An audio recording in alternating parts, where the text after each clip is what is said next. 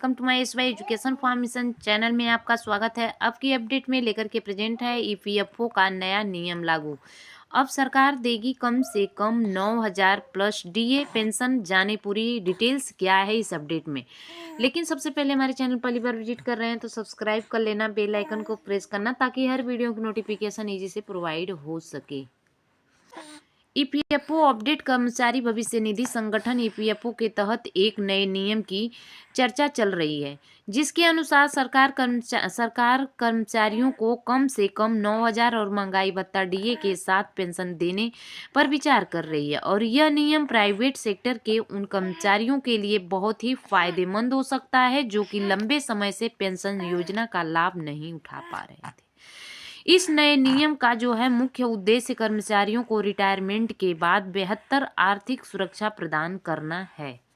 अब बता दें कि यह कदम ऐसे समय में आया है जब सरकारी कर्मचारी पहले से ही उच्च पेंशन की मांग कर रहे हैं। ईपीएफओ पेंशन योजना के तहत सरकार अब जो है न्यूनतम पेंशन बढ़ाने पर गंभीरता से विचार कर रही है। यह फैसला उन कर्मचारियों के लिए बहुत ही महत्वपूर्ण है जो सरकारी पेंशन स्कीम के लिए जो है पात्र नहीं है, लेकिन पिछले कई साल काम कर रहे हैं।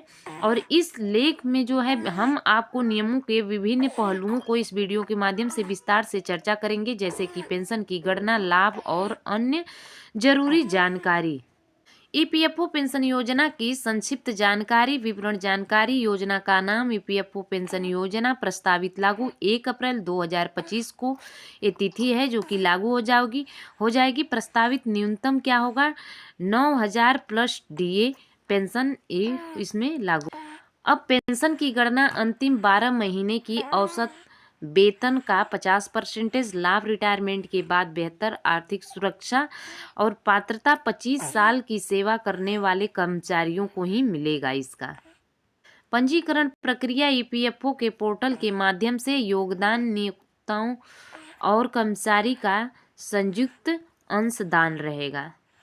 महत्वपूर्ण नियम और इसके जो है प्रभाव क्या है, तो नियम जो है लाखों प्राइवेट सेक्टर के कर्मचारियों के लिए एक बड़ा बदलाव ला सकता है। और कर्मचारियों की लंबे समय से मांग थी कि उन्हें भी अच्छी पेंशन योजनाओं का लाभ मिलना चाहिए, और यह नियम उनकी जो है मेहनत को पहचानने और सम्मान देने पर एक तरीका है। इससे न केवल यह सुनिश्चित होगा कि उन्हें रिटायरमेंट के बाद एक स्थिर आय मिले, बल्कि यह जो है उन्हें अपने भविष्य के लिए बेहतर तरीके से बचत करने में भी मदद करेगा।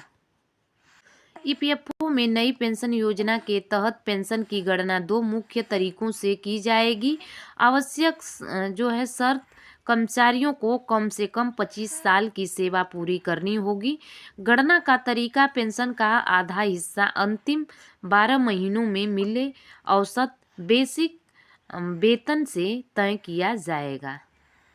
उदाहरण के लिए अगर किसी कर्मचारी की अंतिम औसत वेतन 18,000 है तो उनकी पेंशन 9,000 होगी, जिसमें कि महंगाई भत्ता भी शामिल होगा।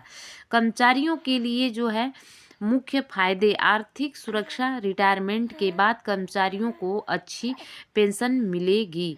सामाजिक सुरक्षा, यह जो है योजना परिवार के सदस्यों के लिए लंबे समय तक आय का स्रोत बनेगी। नए नियम कर्मचारियों को अपने योगदान को बढ़ाने का मौका मिल सकता है, जिससे कि उनकी पेंशन की रकम और ज़्यादा हो सकती है। ईपीएफओ 3.0 अनुपात नए बदलावों की तैयारी में क्या है, तो यहाँ पे सरकार ईपीएफओ 3.0 के तहत कई बड़े बदलावों पर काम कर रही है। इनमें जो है शामिल है क्या? बदलाव: 12% की मौजूदा सीमा को बढ़ाया जा सकता है। कर्मचारियों और नियोक्ताओं का योगदान: वर्तमान में कर्मचारियों और नियोक्ताओं को पीएफ अकाउंट में 12 से 12% का जो है योगदान देना होता है। नियोक्ताओं के योगदान में से 8.33 कर्मचारी पेंशन स्कीम ईपीएस में जाता है। नए प्रस्ताव के तहत जो है कर्मचारी अपने योगदान को 12% से ज़्यादा कर सकती है, जिससे कि उन्हें रिटायरमेंट पर ज़्यादा लाभ मिल सके। पेंशन बढ़ाने की मांग: प्राइवेट सेक्टर के कर्मचारियों ने भी अपनी आवाज़ उठाई शुरू कर दी है। वह चाहते हैं कि उन्हें भी सरकारी कर्मचारियों की राहत अच्छी तरह से पेंशन मिले और कुछ संगठनों ने मांग की है एकजुट होकर के तो न्यूनतम मासिक पेंशन 9,000 की जाए और महंगाई भत्ता डीए भी दिया जाए। पेंशन की गणना का फार्मूला बदला जाए। ईपीएफओ के तहत बता दें कि नए नियम वेज सीलिंग प्रस्ताव ईपीएफओ ने एक नया प्रस्ताव दिया जिसमें कि वेज सीलिंग को बढ़ाने की बात कही गई है। मौजूदा वेज सीलिंग 15,000 प्रस्तावित नई वेज सीलिंग 21,000। अगर यह प्रस्ताव मंजूर हो सकता है तो इसका जो है असर कर्मचारियों के पेंशन पीएफ का कार्पस पर पड़ेगा। पेंशन पर असर मौजूदा अधिकतम पेंशन 7,500 प्रति माह। नई वेज सीलिंग के बाद अधिकतम पेंशन 10,050 प्रति माह। पीएफ कॉर्पस पर असर है। नई वेज सीलिंग के पास साथ में कर्मचारियों का पीएफ कॉर्पस भी बढ़ेगा। उदाहरण के लिए मौजूदा मासिक योगदान 12% 1,800।